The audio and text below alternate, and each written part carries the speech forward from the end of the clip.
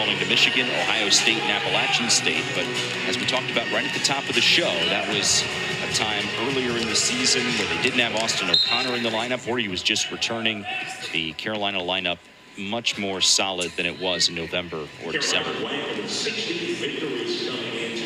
Jack Wagner out there at 125 for the Tar Heels.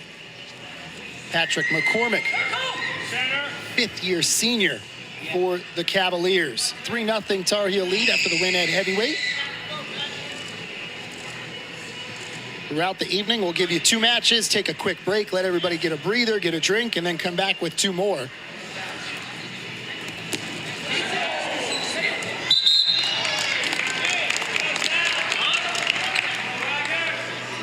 Patrick McCormick, fifth-year senior for Virginia. He is hungry, Kyle, because back-to-back matches for him have resulted in major decision defeats. 14-1 to Colton Camacho of Pitt his last time out. Wagner in on the single leg, has now got a little bit of control of that left one. McCormick holding on to the waist. Still no control. There it is as Wagner picks up the first points of the match.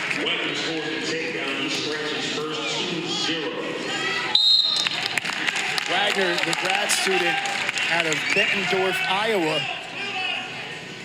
actually started his career as a freshman back in 16-17 at the University of Iowa. Posted a 17-7 record there. That was at 133. It's not often that you see a guy as a freshman be at a weight class and drop throughout their career. Yeah, frequently you'll see wrestlers come in and jump up 1 class, maybe even 2 throughout their 5 or 6 year career, especially in this era with the COVID year. You do not see dropping down very much at all.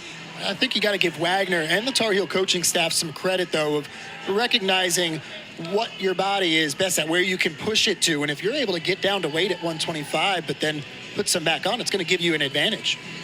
And where your team needs you into a lineup. Really good point. Good attack. And on another single leg, make it 2 points on the takedown. 4-1 lead for the Tar Heels. Wagner.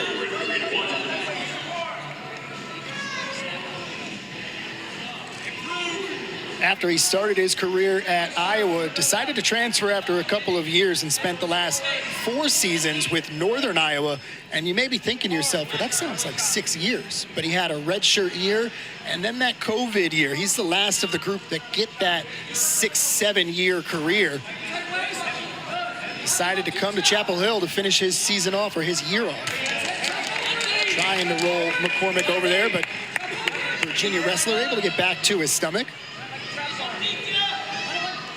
But check out the riding time that Wagner is racking up. If you're new to wrestling, if a wrestler finishes the match with over 1 minute of riding time advantage over his opponent, that is an extra point. So critical when it comes to potential bonus points in the form of a major decision. Trying to work up the body here.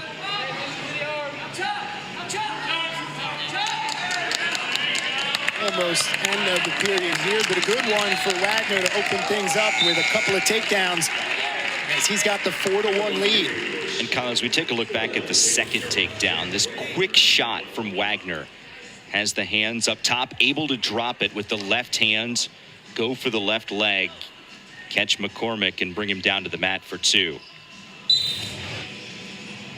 You mentioned McCormick being hungry, not just in this season, but I think for the career. In his final season in college, has been a 2-time NCAA qualifier, but here's your last go. You know that the career does not last to next season, and whatever memories you'll take away, whatever accomplishments from this last season, this is it. McCormick also a 2-time All-Academy team for the ACC, and that's something that Virginia and their coach especially really hang their hat on, and we'll get a little deeper into just how good they have been both academically and on the mat.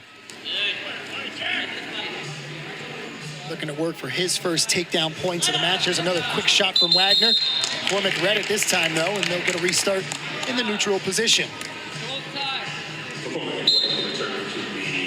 Well done by McCormick right there to work the way out of bounds and turn the match to neutral.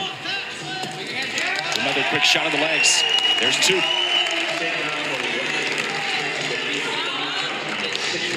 Wagner on the season, 16-5, 7-2 in duels for the Tar Heels.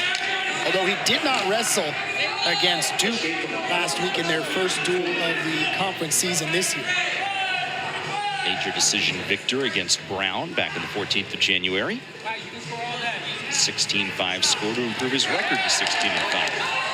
Has a toe trying to work for another takedown. There it is.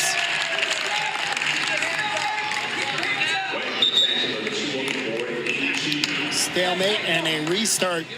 Wagner really seems like he's just able to get in and get the legs of McCormick at will. Well, it's the ability, Kyle, of him to strike so quickly, to go from neutral and be able to get a look. The quick shots, McCormick has no answer for it defensively. Riding time, Matt mentioned before, you see in the green up to 1 minute and 40 seconds. You know you're in the zone as a wrestler. I saw him look back at the clock and it says 26 seconds, and it's almost like he questioned the ref. There's only 26 seconds left. Gonna get a caution. That'll go against McCormick. 2 cautions. Other point goes to your opponent. Good start there and a good takedown back to the mat for Wagner to keep control. Talk about the riding points that you gain when you're on top, but there's also more to it, things that you can take down the line in terms of tiring your opponent out. Yeah, it is really hard to work from bottom. Steve Garland said that that's something Virginia's got to do better in this duel tonight against the Tar Heels. And as Steve said, the irony in it all is that he himself was very good on bottom in his career as a wrestler at 125 at Virginia, but his current team, that's an area of growth that he'd be looking for throughout the duel tonight. Him being good from the bottom, one of the reasons that he was an ACC champion and got all the way to the title for an NCAA. Wagner going to release here for the escape point. He's looking for a bonus point win here. That'll make it 5. There is the riding time point that is a factor. But Wagner would need one more takedown here to feel comfortable about it. 17 victories as a freshman in the Hawkeyes.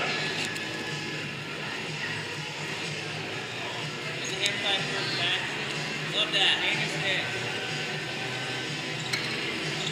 Second of 10 duels, bouts in this duel tonight. First one went to the Tar Heels at the heavyweight division. Decision. 3-0 lead for Carolina. Looking for more. Wagner in on a takedown. 2 points there. There's also a stall warning to McCormick. So the way it stands now, a 7-point lead on the board, and the riding time is secured as well. So an 8-point lead right now for Wagner. Here's the most recent takedown for Wagner. Had McCormick low and is able to drop below shoulder height. Quickly grab those legs. You mentioned it earlier, that speed to be able to change where you are up and down, the elevation, and completely fooled McCormick there. Caution on the restart to McCormick.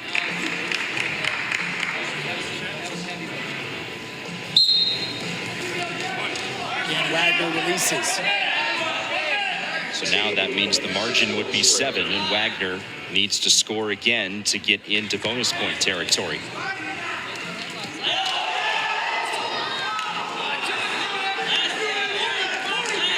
Wagner almost caught him in a spot where you can go for the pin. McCormick just able to escape it, but Wagner in like a bulldog, takes him down. 2 more on the board.